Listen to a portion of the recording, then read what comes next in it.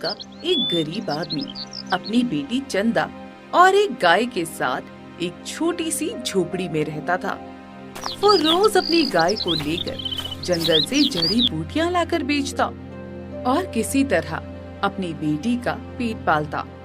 हरिया का साथ ही कालिया भी जड़ी बूटी गांव में बीमार लोगों को देता था। दोनों हमेशा जंगल जाते थे और जड़ी बूटी ढूंढ कर लाते थे।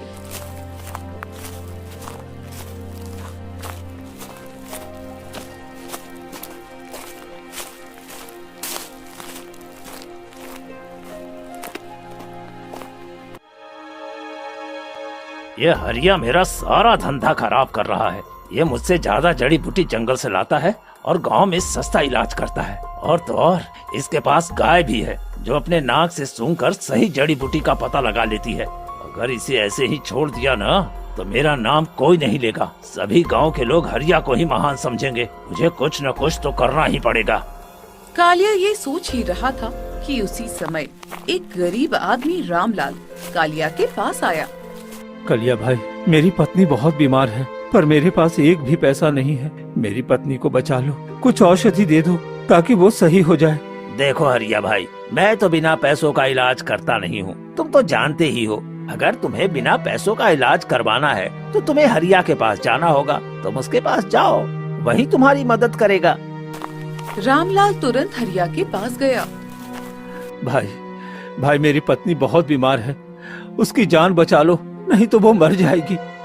कुछ करो, मैं बहुत गरीब हूँ, महंगी दवा नहीं खरीद सकता। चिंता मत करो रामलाल, भगवान सब ठीक करेगा। मैं अभी तुम्हें जड़ी बूटी देता हूँ।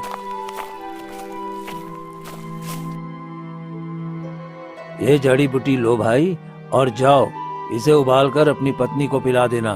तुम्हारी पत्नी ठीक हो जाएगी। अब जैसे ही रामलाल अपने घर जाने लगता है कि तभी रास्ते में कालिया उसे रोक लेता है। अरे रामलाल भाई, क्या हुआ? जड़ी मिली कि नहीं? हाँ कालिया भाई, उन्होंने जड़ी दिए हैं और बोला है कि मेरी पत्नी जल्दी ठीक हो जाएगी। कालिया अपने कुटिल मन में सोचता है, यही सही मौका है। मैं इसकी जड़ी को बदलकर इसकी पत्नी को मार दूं और सारा इल्जाम हरिया को लगा के फिर इसे गांव से निकाल देंगे। इसके बाद मेरा काम अच्छा चलेगा और मैं जड़ी बूटी बेचकर बहुत धनवान हो जाऊंगा। अब देखता हूँ हरिया कैसे बचता है। क्या सोचने लगे कालिया भाई, मैं चलता हूँ, मुझे जल्दी घर जाना है। अरे रुको भाई रामलाल, रुको। मैं भी तुम्हारे घर की तरफ जा रहा था। शंभू को कुछ जड़ी बूटी देनी है, उसकी भी तबीयत खराब है। दोनों साथ चलने लगते हैं। कुछ दूर पर कालिया रुक जाता है। रामलाल अपने घर पहुंचता है और जड़ी बूटी अपने घर में रख देता है और पानी लाने चला जाता है कि तभी कालिया चुपके से उसके घर में घुसकर जड़ी बूटी के बदले एक जहरीली जड़ी उसके घर में रख देता है और वहाँ से चला जाता है। कुछ देर बाद रामलाल जड़ी को उबालकर अपनी पत्नी को पिला देता है। कुछ घंटों के बाद गांव में रोने की आवाज गूंज उठी। रामलाल की पत्नी मर चुकी थी। हे भगवान, मेरी पत्नी मर गई। हरिया की जड़ी ने उसे मार दिया, सब खत्म हो गया। ये सुबह तक मुझसे बातें कर रही थी जल्दी ठीक हो जाओगी, लेकिन जड़ी पिलाने के कुछ ही देर में उसकी हालत बिगड़ने लगी। वो दर्द के मारे तड़पती रही और मैं कुछ भी नहीं कर सका। हे भगवान, मैंने किसका क्या बिगाड़ा था कि वो मेरी खुशियाँ छीन ली।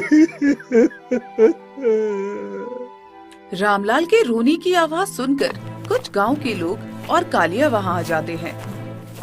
अरे देखो गांव वालों, रामलाल के साथ बहुत बुरा हुआ लगता है। हरिया ने गलत जड़ी बूटी रामलाल को दिया, इसी की वजह से उसकी पत्नी मर गई।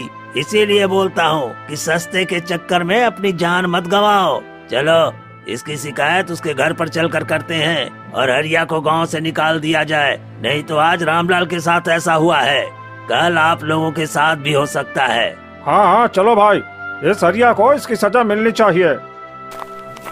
गांव वाले गुस्से में हरिया के घर की ओर जाते हैं